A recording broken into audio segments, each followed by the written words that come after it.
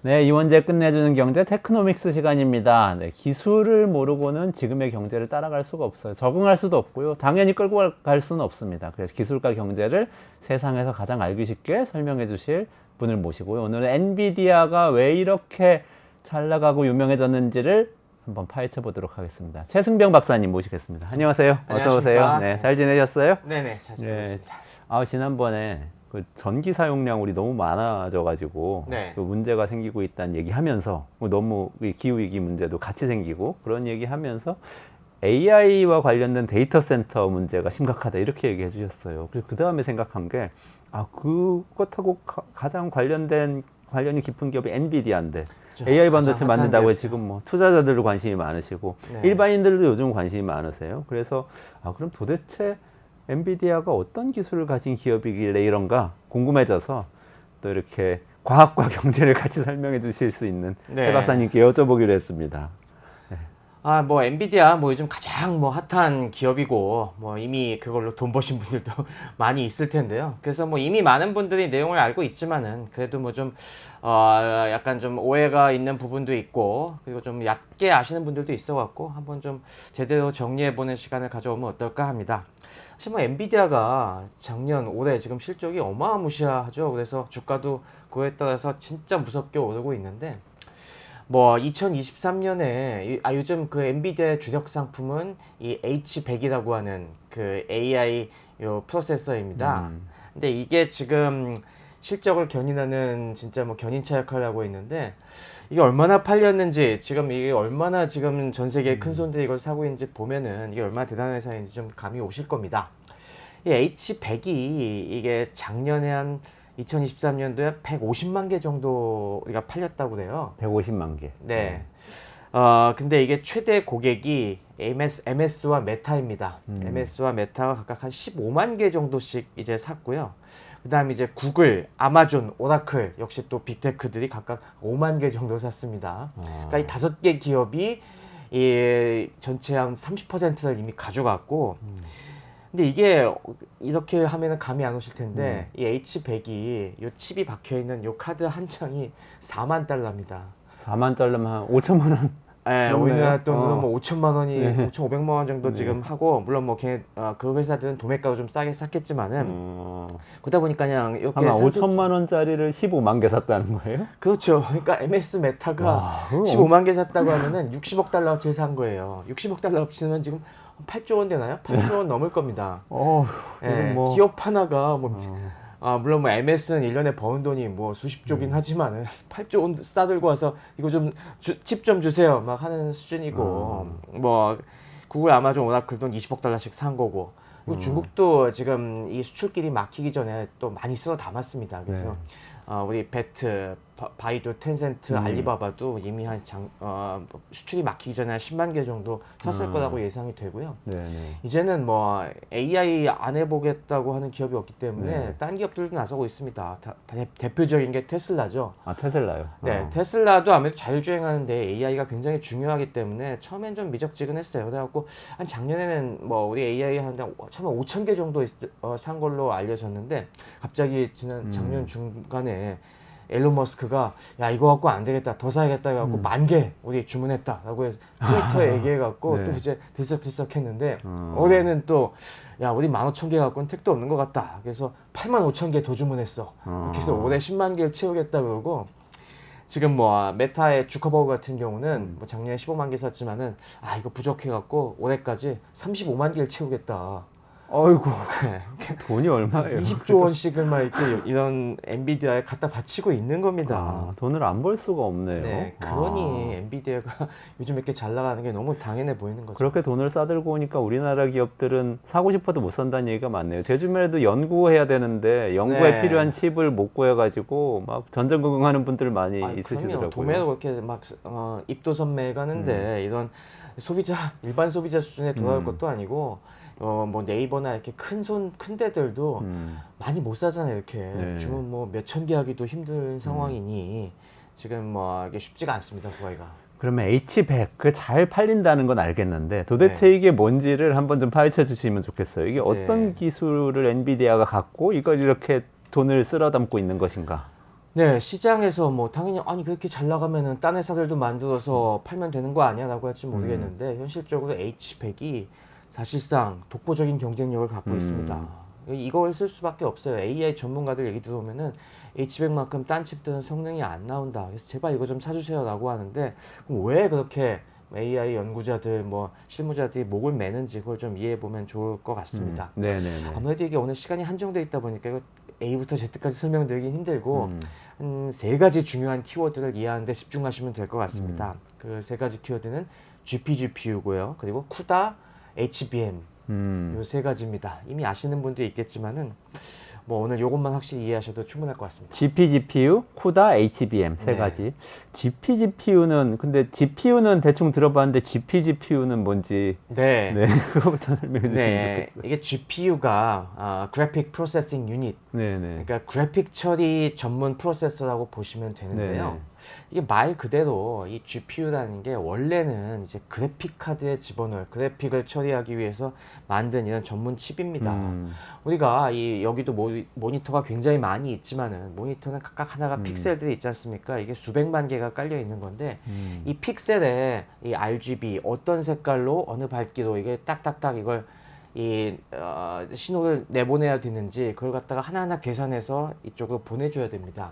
근데 이게 네. 픽셀이 수백만 개 있다 보니까 그리고 이게 1초에 느린 거는 60번, 많은 거는 뭐 240번까지 계속 이게 바뀌지 않습니까? 그럼 네. 바뀌는 거에 따라서 신호가 계속 끊임없이 들어가야지 이게 우리가 스무스하게 화면을 볼 수가 있는 건데요. 네. 그렇게 하려면은 이게 CPU에서 다 처리하기가 굉장히 부담스럽습니다.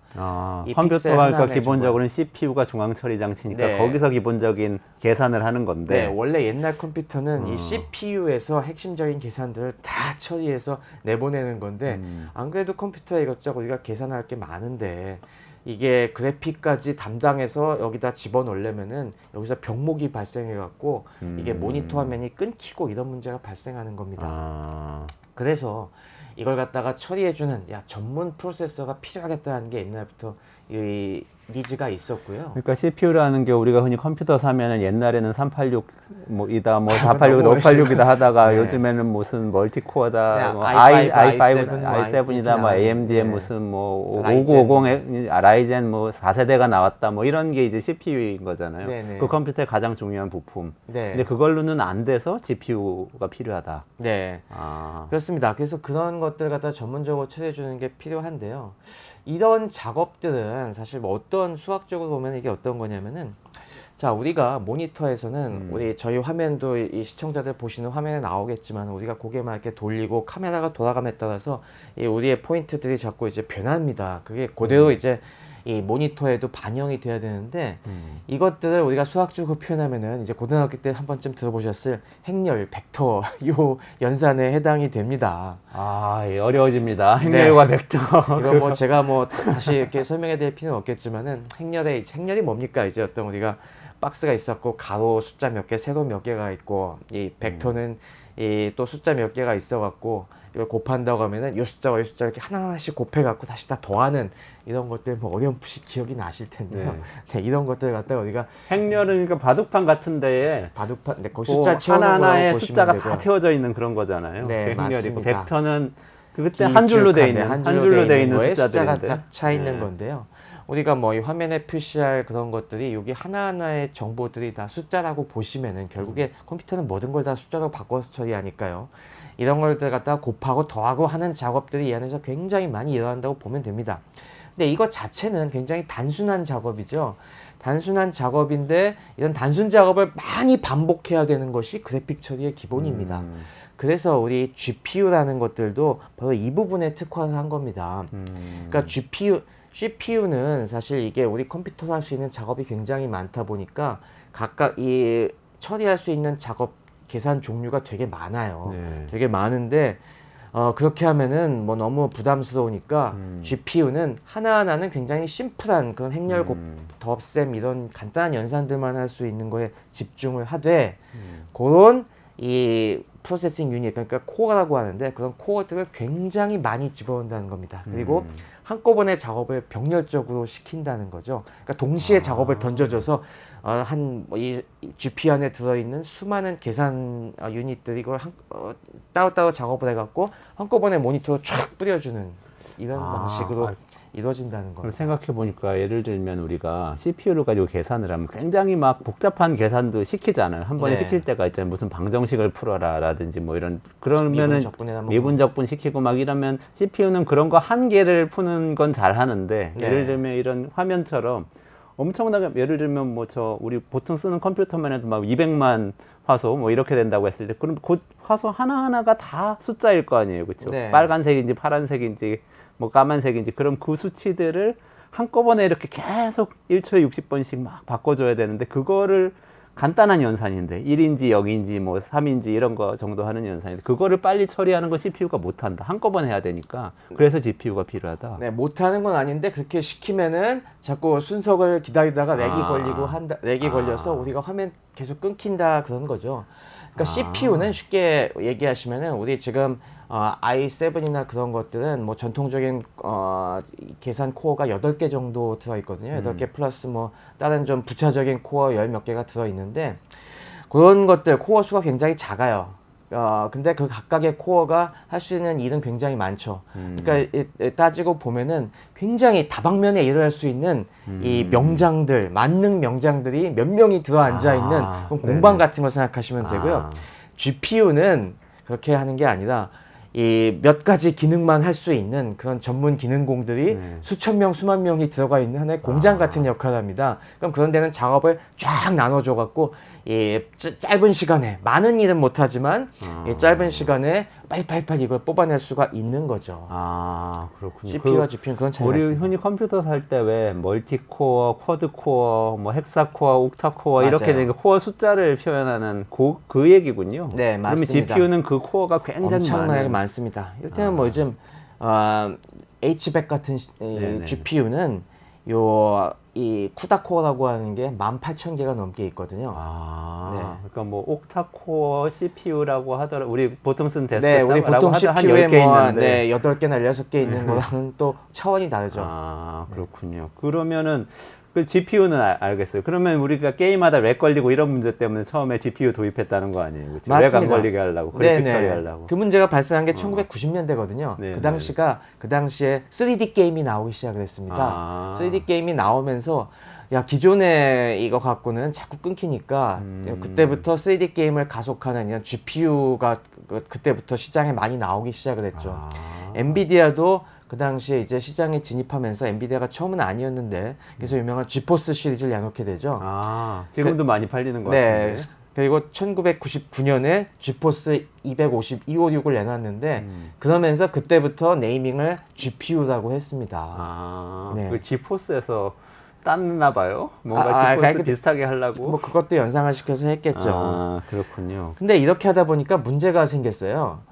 이 3D 게임을 즐기는 사람들은 이 소수지 않습니까? 뭐 게임 매니아들이 있긴 하지만은 이것만 갖고는 시장에 파이를 키우기가 좀 부족해요.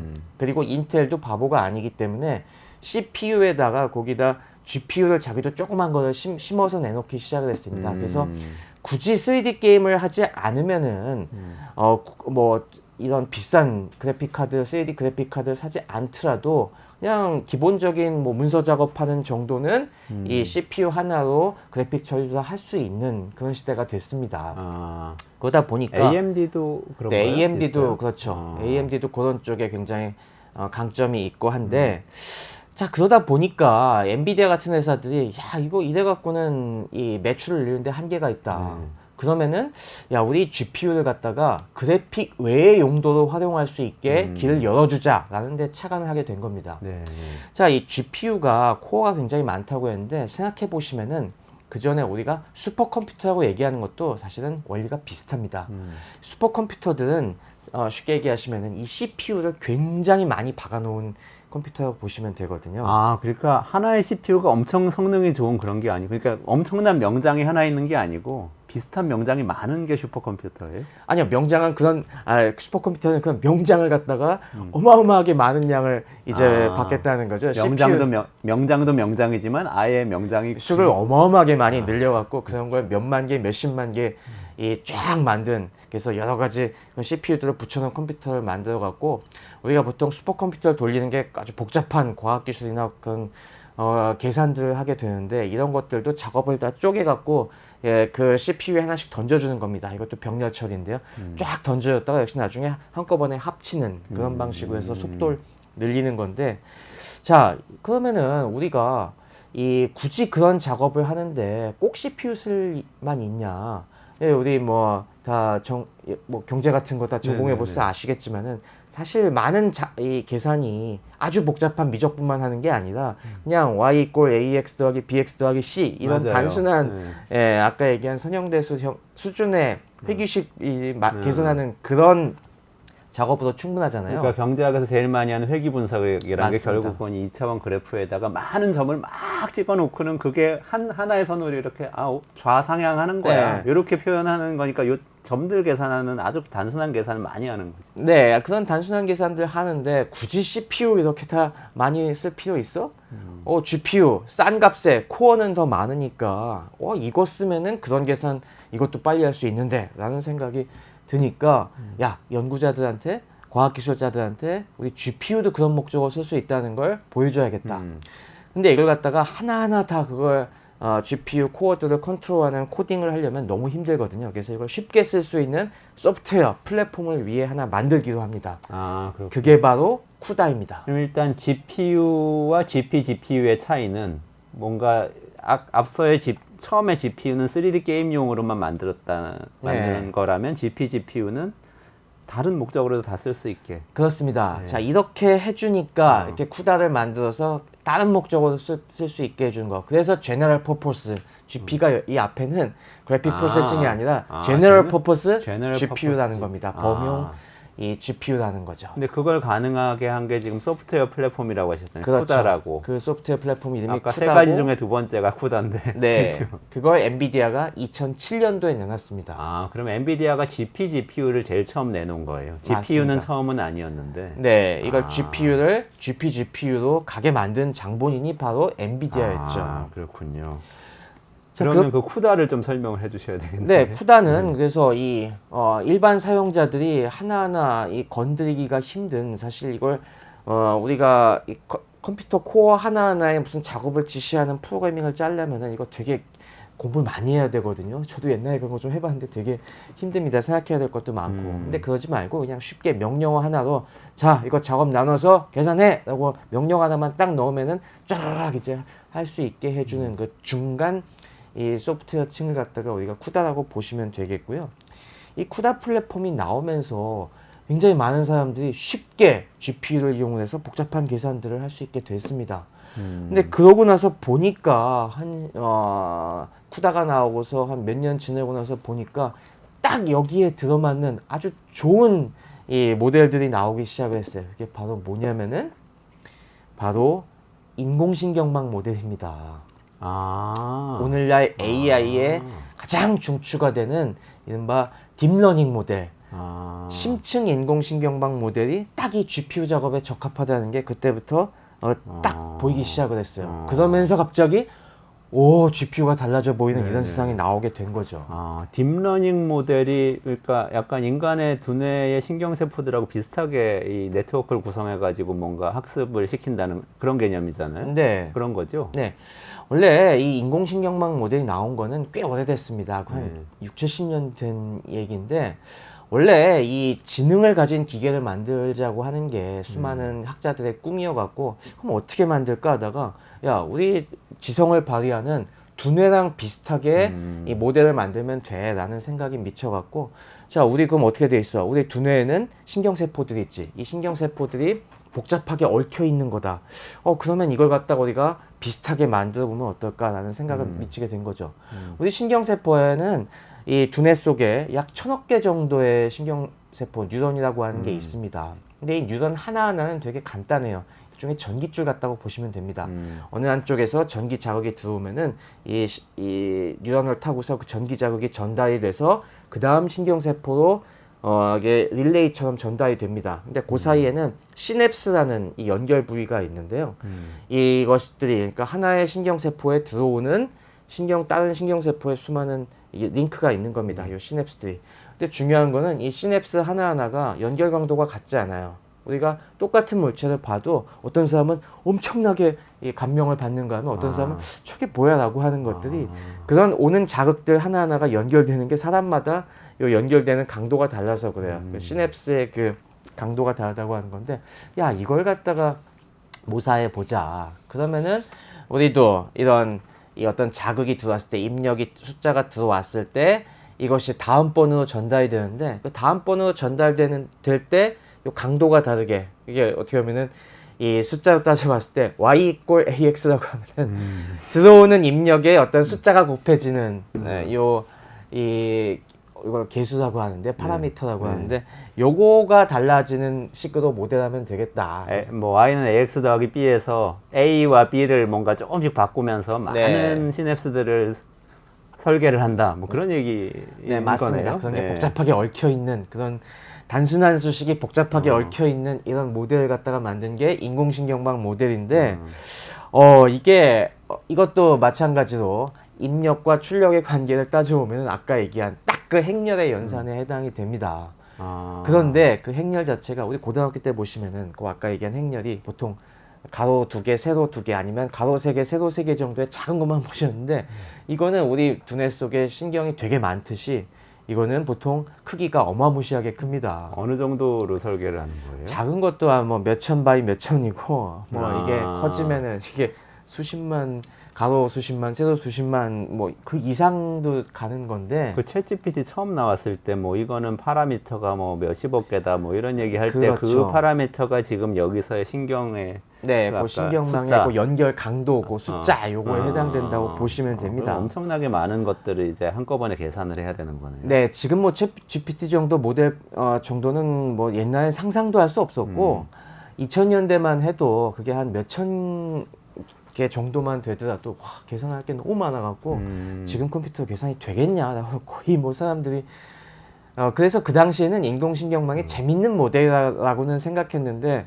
이거 계산 못해. 그러니까 그냥 이거는 별 실용성은 없어라고 생각을 하던 시기였어요. 그러니까 행렬의 곱셈이라는 게 지금 가물가물하긴 하지만 예를 들어서 2 곱하기 2를 두 개짜리 벡터로 곱하면 하나 둘 해서 한 8개 정도 이렇게 계산을 해야 되는 이런 상황인 것 같은데, 맞습니다. 이게 막 뭐 몇천 개 되면은 몇천 개 곱하기 몇천 개 이렇게 곱하면 이제 막 몇백만 개, 몇천만 개 계산을 한꺼번에 딱 해야 되는 상황이 맞습니다. 되겠네요. 그런 상황이 되는 거예요. 그래서 이게 기하급수적으로 엄청나게 계산량이 늘어나니까, 야, 우리 두뇌에 있는 이런 신경세포 뭐 몇십만 개, 몇백만 개 이걸 그것처럼 행동하는 이 계산 모델을 만드는 거는 불가능하다라고 생각했는데, 이게 2010년대 들어서 컴퓨터의 성능이 좋아지니까 패러다임이 바뀌기 시작한 겁니다.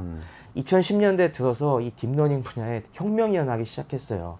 그 당시 뭐 이제 이 주구장창 그래도 이 희망을 놓지 않고 연구하시던 분이 유명한 이 딥러닝의 대가 중에 하나가 이 토론토 대학의 제프리 힌튼 교수라는 분이 있었는데, 예, 지금 그분과 뭐 그분의 제자 동료 연구자들이 지금 전 세계 AI 이 학계를 석권하고 있죠. 힌튼의 제자들이 뭐 다 오픈 AI하고 구글 맞습니다. 가가지고 활동하고, 지금 뭐 AI 다 주역들이 됐는데, 힌튼도 엔스로피라고 뭐 만들었죠. 그렇죠. 뭐 구글에도 계시다가 뭐 여기저기 다 하고 계시는데, 그분들의 이제 동료 제자들 중에서 그분들이 이제 2010년대 되니까 이 막강한 컴퓨터로, 그리고 또 여기 알고리즘이 몇 개 아이디어가 추가가 되면서 이 딥러닝 모델을 드디어 이용을 한 재밌는 AI 모델들을 만들기 시작한 겁니다. 그래서 2010년대 어떤 모델이 나왔냐면은 사진을 보여주고, 이 동물 사진들을 많이 보여주고, 이게 개냐 고양이냐 이걸 판정하는 이런 모델을 만들었는데, 이 딥러닝 모델을 쓰니까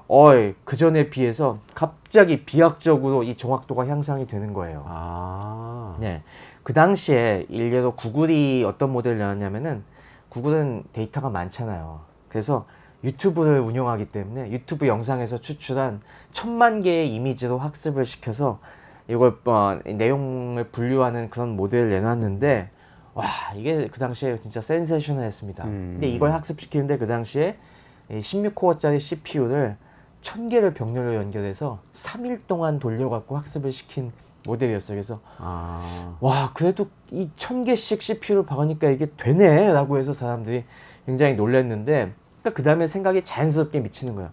야, CPU 말고 GPU를 써도 되겠다 이거. GPU는 훨씬 싼 값에 이 작업을 돌릴 수 있겠다고 해서 그때부터 이제 딥러닝 플러스 GPU가 정석처럼 돼가기 시작한 겁니다. CPU는 좀 비싸고 어떻게 보면 CPU 1000개라는 건 데스크톱 컴퓨터 1000대를 맞습니다. 동원했다는 건데 그래픽 카드 1000개만 있어도 되겠다 이렇게 생각을 그래픽 카드는 1000개도 필요 없는 1000개도 거죠. 필요 없겠네요. 그래픽 카드는 코어가 많기 때문에 그래픽 카드 한 10장만 있으면 되겠다. 그렇게 CPU 됐군요. 아까 말씀하신 것처럼 컴퓨터 1000대 값보다는 그래픽 카드 10장 값이 훨씬 싸니까 야, 이렇게 하면 훨씬 저렴하게 컴퓨팅 파워를 늘릴 수 있겠다라고 해서 그 방향으로 사람들이 돌아선 거죠. 돌아서게 되면서 쿠다가 대세가 되고 이렇게 GPU가 또 이제 어마어마하게 수요가 늘기 시작한 거죠. 저는 진짜 신기한 게 딥러닝을 설명해 주셨는데 인간의 두뇌라는 게 굉장히 신기하잖아요. 이렇게 우리가 시각적으로 뭘 보면은 그걸 맞아요. 인식하는데 논리적으로 저기 있는 게 카메라 있거든요. 저기 카메라라는 걸 내가 딱 인식해 가지고 인지하는 게 아니고 그냥 그동안에 내가 봐왔던 여러 가지 것들을 종합해 볼 때 저기서 주는 몇 가지 자극. 그렇죠. 색깔이 어떻고 빛이 어떻고 이 자극이 두뇌 안으로 들어와서 쫙 돌아간 결과가 그냥 카메라라고 인식된다는 맞습니다. 거잖아요. 우리 망막에서 전기 자극으로 이제 바뀌고 그 전기 자극이 우리 두뇌 회로 속에서 막 이제 어느 건 강하게 어느 건 약하게 막 해갖고 이게 종합이 돼갖고 우리 최종적으로 인지하는 거는 저건 카메라, 저건 삼각대, 요거는 이온제 뭐 이런 식으로 우리 판단을 하게 되는 거죠. 그건 되게 간단한 작업이 우리 두뇌의 핵심이다. 그 간단한 작업이 어마어마하게 많이 모여서 이루어지는 게 우리의 고차원적인 두뇌 활동이라는 아이디어가 딱 반영이 된 게 딥러닝 모델인 거죠. 그런데 그 딥러닝 이전의 여러 가지 모델들은 어떻게 보면은 인간의 두뇌하고는 다르게 저 카메라가 어떻게 생겼는지 요거를 그렇죠. 딱 형상을 만들어서 요거하고 어느 정도 일치되면 카메라라고 인식해. 개 고양이는 특징은 개는 뭔가 이렇게 조금 덩치가 크고 고양이는 작고 개는 색깔이 하얀 거 맞습니다. 까만 게 많고 고양이는 뭐 브라운이 많고 막 이렇게 한 다음에 논리적으로 판단하게 했었다는 거잖아요. 네, 그런 여러 가지 방법들이 있었죠. 근데 그랬는데 그 패러다임이 딱 바뀐 거죠. 그렇죠. 원초적으로 돌아가서 그렇게 하니까 되더라. 아. 그게 그전에는 컴퓨팅 파워가 부족해서 이게 안 됐었는데 이제 컴퓨팅 파워가 받쳐주니까 이게 진짜 된다라는 걸 확인한 거죠. 근데 갑자기 아까 구글 말씀하셨는데 네. 거기서 우리 충격 줬던 게 사실 알파고였잖아. 알파고가 그렇죠. 그런 식으로 알파고가. 배워서 이세돌 이겼다고 해서 충격받았는데 갑자기 구글은 어디로 가고 지금 오픈 AI하고 챗GPT하고 엔비디아만 남은 것 같아요. 맞아요. 알파고 이세돌 대국이 벌써 8년 전이네요. 8년 만에 이렇게 어마어마한 상이 된 것도 신기한데 그때도 이게 큰 영향을 끼쳤습니다. 당연히 우리가 AI의 중요성을 알게 된 것이 알파고가 큰 역할이었는데 알파고 그 모델을 학습시키는데도 그 당시엔 CPU랑 GPU가 굉장히 섞여서 쓰였어요. 그 당시에 대국대 쓴 서버가 CPU가 1920개가 들어가고 GPU가 한 280개 쓰였다고 그 당시에 했는데요. 여기서도 보면은 이 정도 계산을 하는 데 있어서 GPU가 들어가면서 어마어마하게 이 CPU 비용을 줄여주는 걸 이때도 굉장히 많이 확인을 했습니다. 그러다 보니까 이 2010년대 중반부터는 점점점 CPU 사용은 줄어들고 GPU를 많이 쓰고 그럼으로써 점점 더 모델의 크기를 키워나가는 경쟁이 막 이제 불기 시작을 한 거죠. 그러면은 이렇게 세 번째 HBM 이야기 넘어가기 전에 지금까지 쭉 GPGPU를 엔비디아가 성공시킨 거를 말씀을 해주셨잖아요. 근데 네. 다른 기업들도 이걸 만들려고 하진 않았어요? 당연히 여러 이 GPU 잘 만드는 기업들이 이걸 따라가서 막 하려고 했었는데 거기서 이제 역시 큰 역할을 한 것이 아까 얘기한 쿠다 같은 이게 컸던 거죠. 아무래도 이걸 빨리 쓰려면은 그 위에서 우리가 프로그래밍을 빨리빨리 쉽게 할 수가 있어야 되는데 다른 업체들의 이 인터페이스 이런 플랫폼들이 그만큼 편의성이 높지가 않았어요. 근데 이 엔비디아는 그런 면에서 이 초반부터 굉장히 공을 들였고 요 2010년대가 결정적인 기로였던 것 같은데 딴 기업들이 사실 이전에 빨리 쫓아와서 사용자를 확보했어야 되는데 그때까지만 해도 요거는 굉장히 니치 시장이다. 마이너한 시장이다. 뭐 이건 AI 연구자 몇 명 되겠냐. 그래갖고 어차피 지금 AI 이렇게 만들어도 당분간 못 쓸 거야. 별로 쓸만한 데도 없어. 라는 그런 방심을 하고 있었던 거죠. 그게 시장이 몇 년 사이에 완전히 주종이 뒤바뀔 거라는 걸 예상을 못하고 대응에 섣불리 하다가 완전히 엔비디아가 이걸 다 먹어버리게 된 거죠. 그렇게 됐군요. 물론 뭐 여기서 아예 또 이거에 착안한 기업들은 또 다른 생각도 했습니다. 그게 대표적인 게 구글인데 구글이 네. 당시는 AI에 당연히 뭐 지금도 굉장히 주요 플레이였지만은 압도적인 선두였는데 구글은 생각을 아예 달리합니다. 야 이런 거 이렇게 좋은 걸 알았으면은 왜 그걸 굳이 엔비디아한테 맡겨? 이런 AI 전문 칩은 우리가 만들어도 되겠다. 요즘 이 애플도 애플 실리콘이라고 해서 네네네. 아예 그냥 옛날에 삼성에 맡기던 뭐 이런 어플리케이션 프로세서를 직접 만들어서 돈 많이 벌잖아요. 네. 그러니까 구글도 마찬가지로 야 그 이렇게 맥북에 들어가는 뭐 M1, M2, M3 그죠, 네. 이런 게 그런 거다 애플이 자체 직접 만들지 개발이죠. 않습니까? 네, 인텔 거 안 쓰고 그런다는 그러니까 거죠. 구글도 마찬가지로 네. 애플 같이 AI 칩이 그렇게 중요하면 그건 우리가 직접 만들어야겠다. 그래서 직접 설계해서 TPU라는 걸 또 만들어요. TPU. 네, 그건 텐서 프로세싱 유닛이라고 해서 아. 아예 이 엔비디아처럼 그래픽을 겸용으로 만드는 게 아니라 AI 전용 프로세서를 만들자고 해갖고 막 이거에 박차를 가하는데 그 텐서가 그 파이썬에서 텐서플로우 할 때 그 네, 텐서인가요? 사실 텐서는 벡터보다 조금 더 복잡한 그런 구조를 갖다가 그렇군요. 텐서라고 하는데 그걸 너무 설명드리면 시간이 많이 걸릴 것 같고 TPU를 만드는데 이게 처음에는 성능이 당연히 전용 AI 전용 칩이니까 압도적이었어요. 근데 이게 조금 지나니까 한계가 부닥치게 됐죠. 뭐냐면은 이 AI 전용 칩은 설계를 할 때 어떤 AI 모델을 돌리기 위해서 만들었냐에 따라서 그 특성을 탑니다. 그런데 요즘 AI 발전은 어떻게 이루어지고 있죠? 모델 자체도 딥러닝이라는 건 똑같은데 세부적인 이 알고리즘 이게 좀 많이 바뀌고 있습니다. 특히 요즘 들어서 LLM 초고된 언어 모델이 대세가 되면서 사실 기존의 TPU는 CNN이라는 다른 모델을 이 최적화해서 만든 프로세서였거든요. 그러다 보니까 이게 패러다임이 확 바뀌면서 요거에 대응하기가 약간 조금 불가능한 건 아닌데 어렵게 된 겁니다. 근데 반면 이 엔비디아는 약간 그런 면에서 범용성이 있기 때문에 그런 AI 모델이 새롭게 진화하더라도 그건 요걸 이렇게만 바꿔서 쓰시면 돼요 라고 이게 대응이 되니까 TPU가 지금 약간 계속 붕 뜬 상태가 되고 GPU는 여전히 잘 나가는 이 하드웨어가 된 겁니다. TPU가 훨씬 더 작업에 좀 특화된 그렇죠. 그런 것인가요? 아예 처음부터 AI의 그걸 목적으로 만든 칩이기 때문에 그리고 구글이 자기네만 쓰려고 이제 만든 거기 때문에 어떻게 보면 더 좋은 점들이 있는데 전력 소모라든가 이 작업의 속도라든가 그런 면에서 좋은 점은 있는데 이 다양한 이 진화하는 모델에 따라잡기 약간 어려운 측면이 있었고 그런 면에서 지금 구글 TPU가 조금 그래서 구글도 GPU 많이 사고 있는 거지 않습니까? 아까 지금 5만 개씩 TPU도 여전히 개발하고 있어요. 근데 약간 그런 면에서 경쟁이 안 됐던 거고 그래서 뭐 특히 TPU를 독자적으로 그런 걸 개발하지 못하는 다른 업체들은 GPU가 필요해진 거죠. 엔비디아의 경쟁력 두 가지이네요. GPU를 GPGPU로 만들어서 범용성을 확보했다는 거. 오히려 AI 전문 칩보다 그래픽 카드로 출발한 게 오히려 더 경쟁력이라는 측면이 있다는 거네요. 그렇죠. 거기에 쿠다라는 걸 얹으면서 쿠다. 네, 이 사용자들이 훨씬 편한 사용자 편의성을 높여주고 그 쿠다 차원에서 범용성을 더욱 확장해 줌으로써 AI 모델이 어떻게 진화하더라도 이거에 유연하게 대처할 수 있는 이런 딱 하드웨어와 소프트웨어 양면의 기반을 갖춘 것이 바로 지금 엔비디아라고 볼 수가 있습니다. 그리고 마지막으로 두 가지 말씀하셨는데 세 번째도 말씀해 주셔야 되는데 HBM까지 얘기해 주셔야 될 것 같아요. 네, 오늘 다 할까요? 네, 마무리 오늘까지 얘기하고 못하면 다음에 HBM만 따로 하시죠. 삼성 하이닉스도 있으니까 일단 HBM이란 요소가 엔비디아한테 어떤 경쟁력을 주고 있는가 이 부분 중심으로 말씀해 주시면 좋을 것 같아요. HBM은 자 그럼 이렇게 해서 이 프로세서 계산을 빨리 하는 효율적으로 하는 것 차원에서는 엔비디아가 이제 어느 정도 됐어요.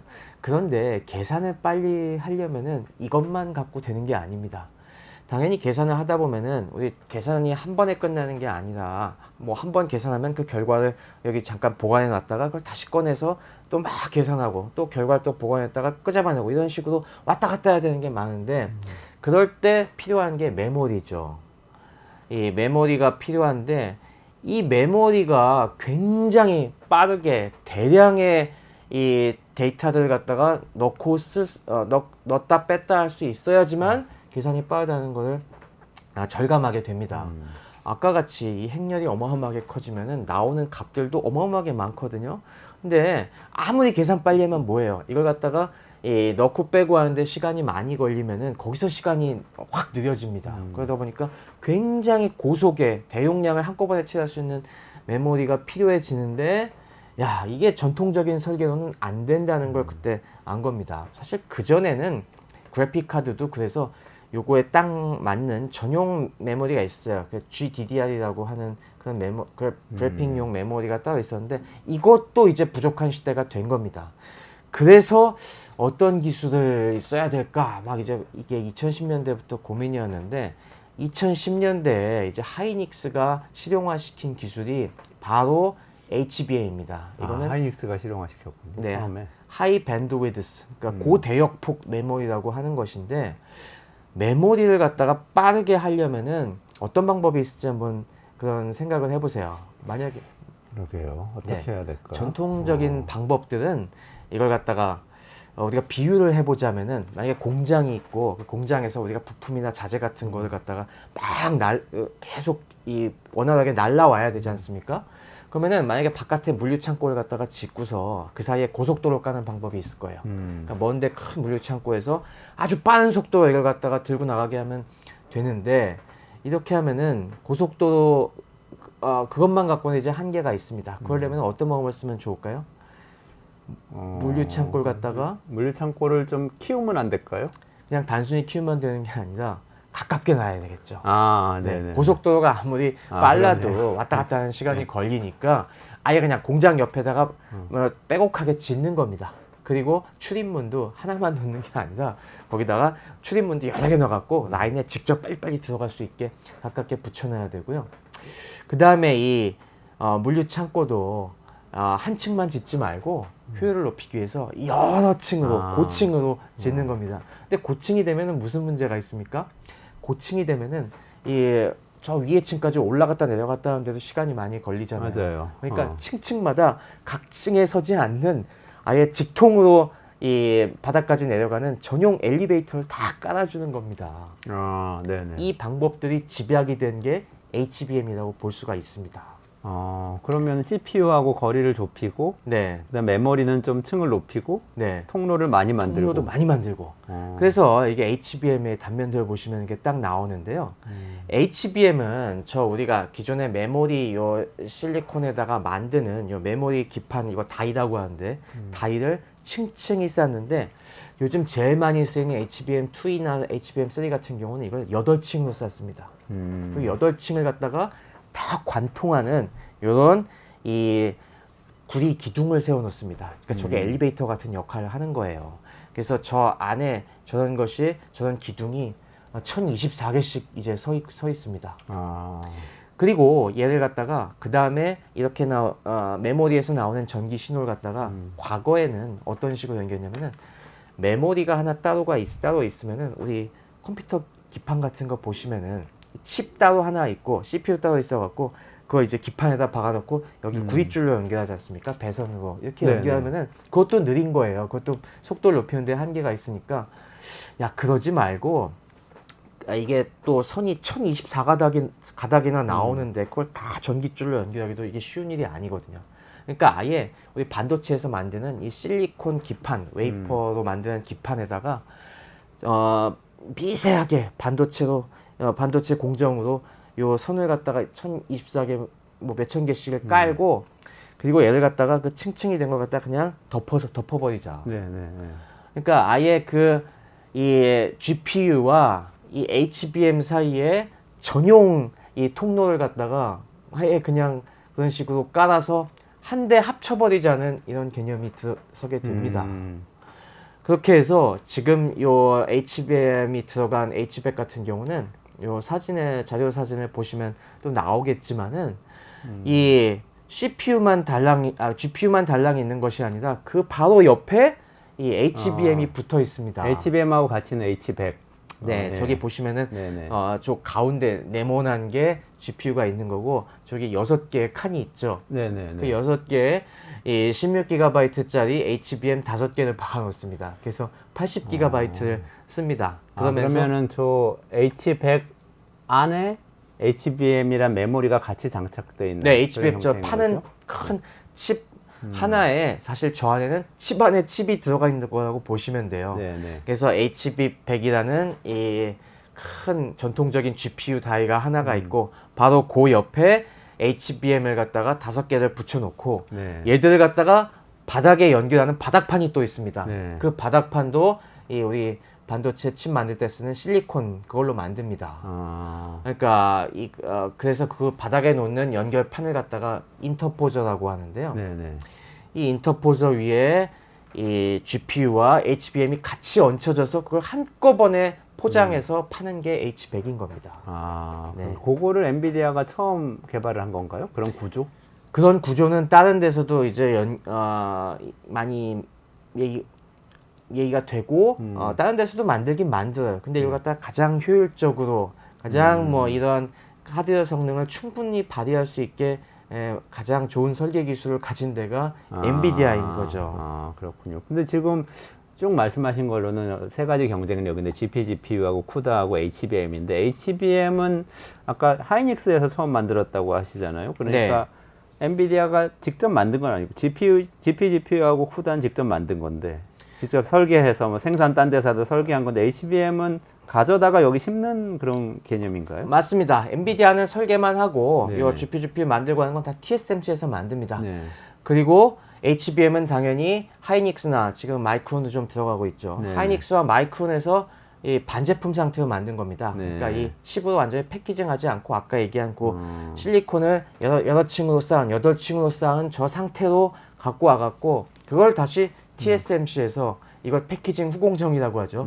거기서 이걸 갖다가 그 위에 딱딱딱 붙여갖고 이 하나의 완제품으로 만드는 겁니다. 아, 다음번에 한번 그 TSMC의 기술력하고 하이닉스 삼성전자 얘기도 해주시면 좋겠는데 오늘은 이제 시간이 좀 많이 돼서 네. 엔비디아 이야기를 좀 마무리를 해보면 좋을 것 같은데 그러면 네. 지금 말씀하신 세 가지에서 엔비디아가 그래도 독보적인 경쟁력을 갖고 있다는 거잖아요. 그 경쟁력의 핵심은 어떤 걸까요? 네, 사실 뭐 이런 식으로 구조 설계하는 것 자체, 뭐 다른 기업들도 대충 어떻게 하는지는 다 알고 당연히 필요하다면은 뭐 하이닉스, 마이크론이었는데 HBM 사서 쓸 수는 있겠죠. 근데 엔비디아는 단순히 그런 걸 갖다 쓸 수 있다는 것뿐만이 아니라 이 컨트롤 그 안에 이걸 갖다가 조화롭게 이 돌아가게 만드는 그 컨트롤 기술이 엄청나게 뛰어납니다. 사실 아까 같이 이렇게 만들어도 우리가 사용자가 어떤 그걸 가지고 작업을 시킬 때 이 굉장히 많은 비율이 발생할 수 있거든요. 아까 물류창고 얘기를 해드렸지만은 어떤 작업을 시켰을 때 이를테면은 뭐 한 5톤짜리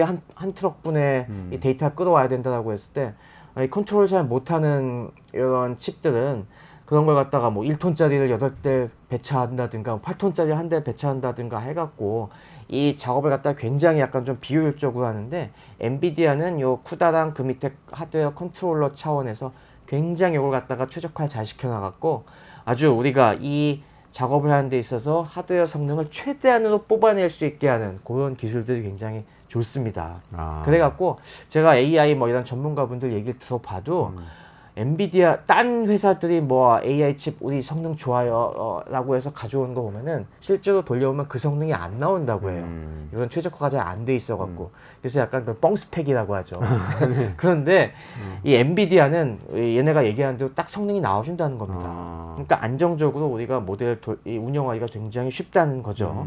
그래서 그런 면들도 굉장히 뛰어나고 엔비디아는 또 이 아까 얘기한 것처럼 사용이 되게 편리합니다. 그리고 우리가 쓰다가 야 이런 기능이 필요해요. 이런 건 어떻게 좀 반영이 안 될까요? 했을 때 엔비디아는 아 그렇습니까 고객님 하면서 이런 걸 잘 들어갔고 이 소프트웨어 차원에서 그 다음 버전에서 커버해 주기도 하고 또 다음 세대 칩에서 그걸 잘 반영해 주기도 하고 이렇게 고객 니즈를 잘 청취하고 반영하고 해주는데 굉장히 탁월하다고 합니다.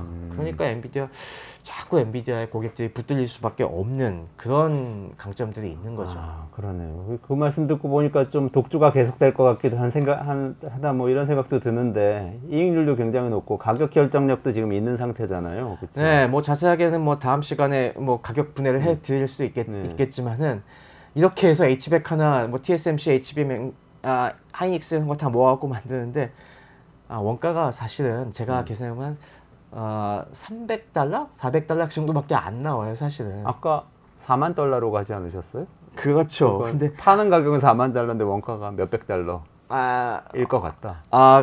네.